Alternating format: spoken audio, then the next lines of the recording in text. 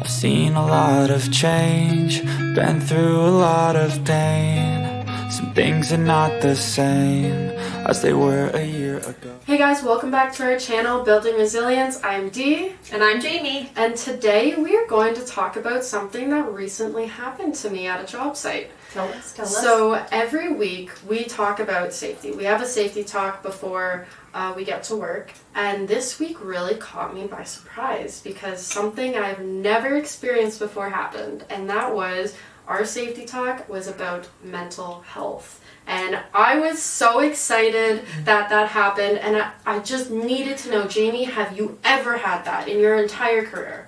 Okay, first of all, I think that's epic because no, I don't usually see specific talks about mental health. I've seen different talks about communication styles or, slips, trips, and falls, like all the normal stuff that you would have in a safety talk, but one that is specific to mental health, that's incredible. Tell us more. It truly was. So there were two main takeaways from this, which was we have the highest suicide rate as an industry.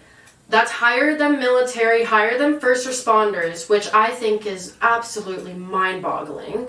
And also that we have a lot of substance abuse problems. So I did a little bit of research and I came across this statistic from the Center of Disease Control, and that was construction has the highest suicide rate of all industries, with 53.2 per 100,000 workers committing suicide, which is absolutely horrid. Yeah, that's insane. There's actually a statistic through Statistics Canada that estimates that 33% of construction workers report poor mental health, and that's the ones that report. A lot of people will not admit it. And 64% of construction workers wish their employers would do to support mental health initiatives. So thanks to your company for taking that initiative. Yes, that is absolutely incredible. I was very happy. But what do you think causes these issues? There's no one cause, and honestly I almost wish there was, because then we could solve that one problem and move on, but there's not. No. And there's going to be a lot of work that needs to go into finding out all of these root causes. But personally, for me, what I've experienced and what I've seen, I think a lot has to do with bullying and hazing and just not being kind people, not being understanding. What about you? What do you think it is?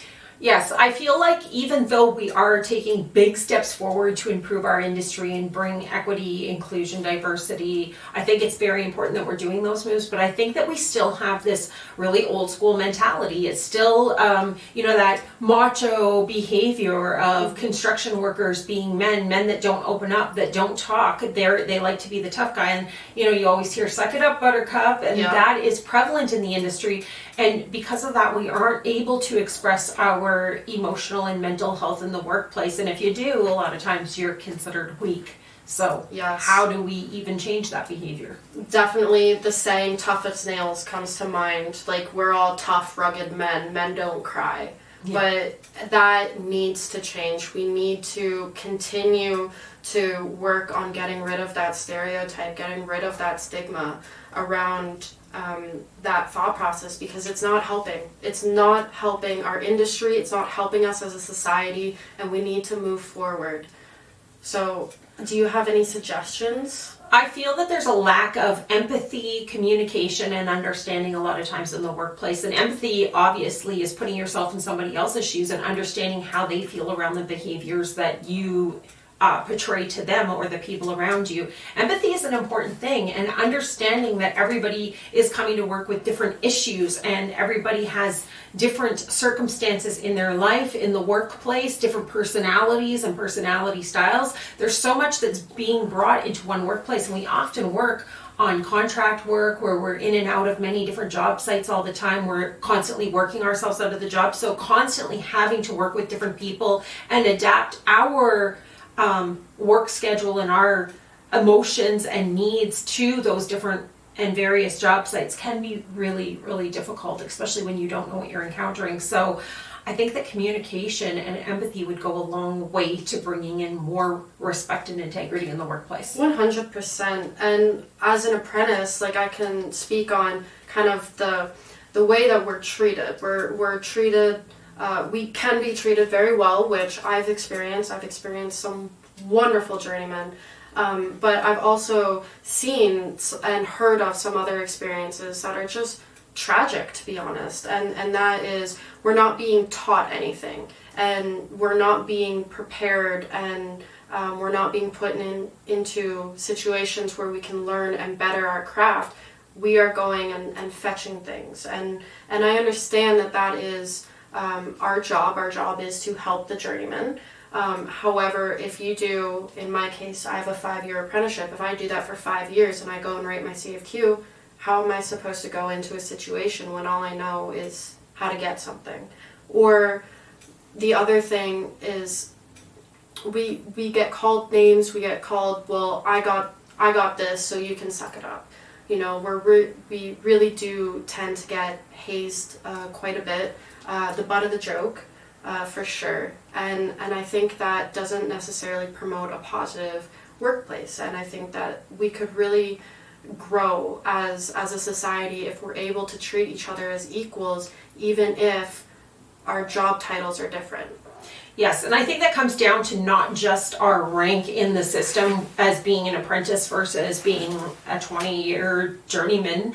I think that it also goes to just period understanding where people are at in their apprenticeship, in their journey. It doesn't matter if you're 5 days on the job or 15 years on the job. Everybody should be treated with the same respect, and everybody should be given equal opportunity. And especially the apprentices, they are going to be the ones that take over for us when the older ones are gone. We need to train them with as much positive reinforcement and validation as we can to make them comfortable and successful in the role.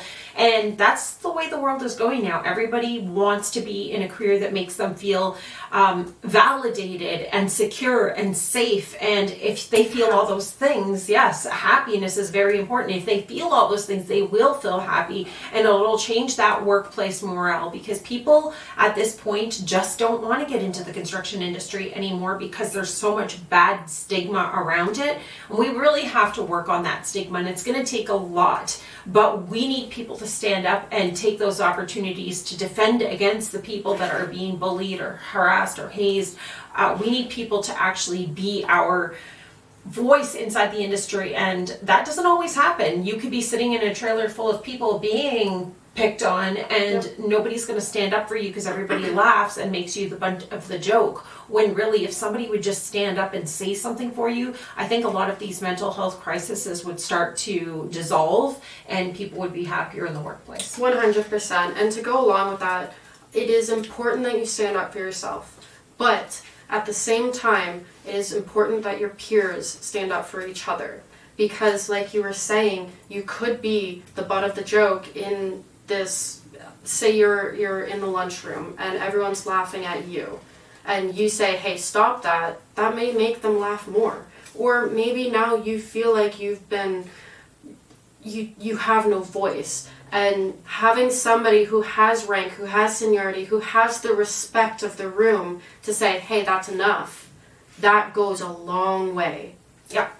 I like there's initiatives like Be That One Guy that I know the iron workers have started, where they're actually rewarding good behavior on a job site. And it should never get to the point where we need to reward people for having good behavior, but unfortunately that is how it is. So why don't you be that person that stands up and supports that person who's being picked on and bullied, and stop this? Because if we want to recruit a generation of workers that are ready to go, that are willing to do the job, that have great work ethic and integrity and respect, then we're going to have to be the change that we want to see. And that's going to take all of us as a team to do together. 100%. And honestly, I think that's a really good note to end on, is to be the change that you want to see. So for this week, we just want to say, talk to your colleagues, keep the communication open, be kind, do some positive reinforcement, and definitely this is going to be a recurring topic. I think that there's a lot that we still need to talk about on this, and if there's any points that you guys think that we should talk about, make sure to reach out to us or comment on the video. And for myself and Jamie, I just want to say thank you so much for watching. Please make sure to like, subscribe, comment, and share the video. Yes. And no matter what you do, keep building resilience. And remember, you're not alone. We reversed that. Yeah, we did. I'm Jamie. See you next time. But all will be okay.